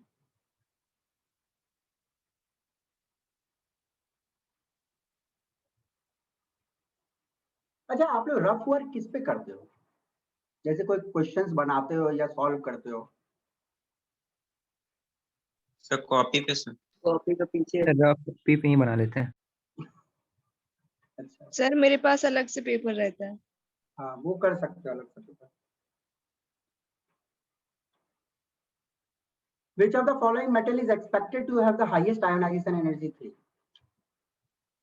देखो इन सब के लिए तो आपको इलेक्ट्रॉनिक कॉन्फ़िगरेशन लिखना पड़ेगा। यदि मैं लिखूं इलेक्ट्रॉनिक कॉन्फ़िगरेशन तो argon 18 2 20 sir iron sir. Iron देखा जाए, ठीक है ना, 2 20 और 3 23। क्रोमियम में आर्गन, क्रोमियम 4s1 होता है ना? Yes sir. 3d5। Manganese 4s1 4s2 3d4 4s2 3d4 क्या है 3d5 ना? Okay 18 2 20 25 4s2 3d6 3d6। ठीक है ना, आप ध्यान देना आप लोग थोड़ा सा। आयोनाइजेशन एनर्जी 3 की बात हो रही है, मतलब कौन सा इलेक्ट्रॉन निकालने की बात हो रहा है? तीसरा इलेक्ट्रॉन निकालने का बात हो रहा है। ओके तो तीसरा इलेक्ट्रॉन निकालने का बात हो रहा है तो आप पहले ही मान लो कि ये सब 2+ स्टेट में पहले से आपको दे दिया गया है कि ये 2+ स्टेट में, तो 2+ स्टेट में है तो मतलब इसका ये 2 इलेक्ट्रॉन निकला हुआ है। ओके इसका ये पहला इलेक्ट्रॉन निकला हुआ है और 3d4 हो चुका है, एक और निकल चुका है। ओके इसका ये वाला 2 गो निकल चुका है, आयरन का ये वाला 2 गो निकल चुका है। ओके अब मुझे एक बात बताओ, कौन से कॉन्फ़िगरेशन से लग रहा है कि नेक्स्ट इलेक्ट्रॉन आप निकालना आसान है?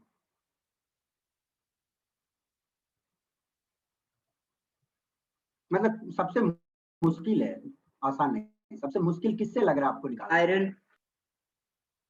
आयरन। देख नहीं सर आयरन नहीं सर। मुझे देख ध्यान से देखो 3d5 है, मतलब 1 सर 2 मैंगनीज का सबसे डिफिकल्ट 3 होगा। 4 5। मैंगनीज तो अभी हाफ फील्ड है ना, यस सर। तो Yes, मैंगनीज sir. तो नहीं निकालेगा। बोले तीसरा हम काहे निकाले, काहे अपने को डिस्टर्ब करें, है ना? 2 निकाल लिया, ठीक है तू निकाल ले 2, पर तीसरा तो हम नहीं निकालेंगे, क्योंकि तीसरा तो मेरे को हाफ फील्ड हो गए हैं। अब तीसरा निकालें तो गड़बड़ हो जाएगा। तो बट हाँ पूछा कि किसका लोएस्ट होगा तो क्या आंसर होगा बोलता हूँ? लोएस्ट आयरन का होना चाहिए, क्योंकि आयरन एगो निकाल देगा तो क्या हो जाएगा? स्टेबल हो Upfield. जाएगा। हाफ फील्ड हो जाएगा। समझ आई question? Yes.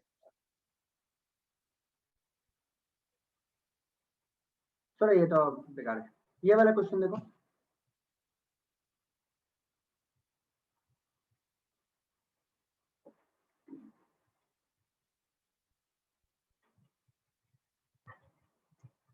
which of the following electronic configuration is associated with the biggest jump in the second and third ionization energy?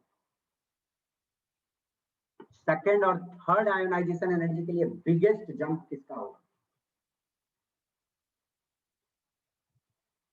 मतलब समझो कि 2 इलेक्ट्रॉन निकल गया और तीसरा इलेक्ट्रॉन हम निकालना है। देख ये वाला, ये सारे इलेक्ट्रॉनिक कॉन्फ़िगरेशन नॉर्मल एटम के लिखे हुए। चल इसका 2 निकल गया तो 1 निकालना है, 2s से निकाल देगा, क्या दिक्कत? इसका 1 निकल गया और 1 निकल गया तो ये 2p5 हो गया, ठीक है। इसका 2 निकल गया, ओके तीसरा निकालना है। इसका 1 निकल गया, ये 2s1 हो गया। आप मुझे एक बात बताओ, सबसे मुश्किल तीसरा इलेक्ट्रॉन निकालने में किससे लग रहा है आपको? सी में। सी में, सी में। क्योंकि पी क्या है? Full field. कंप्लीटली फील्ड है ना, कंप्लीटली फील्ड है। तीसरा इलेक्ट्रॉन नहीं निकलेगा, लफड़ा पड़ेगा, समझ गए? Got it? तो चलो आज यहाँ पे रुकते हैं, अब ज्यादा नहीं ले चलते हैं चीजों को। नेक्स्ट क्लास में हम लोग कंप्लीट करेंगे इन सब चीजों को, ठीक है ना? तो थैंक यू फॉर टुडे। हंसता खेलता बच्चा थैंक यू पेरेंट्स है। Sir. Okay bye bye. Take care sir. Thank you sir.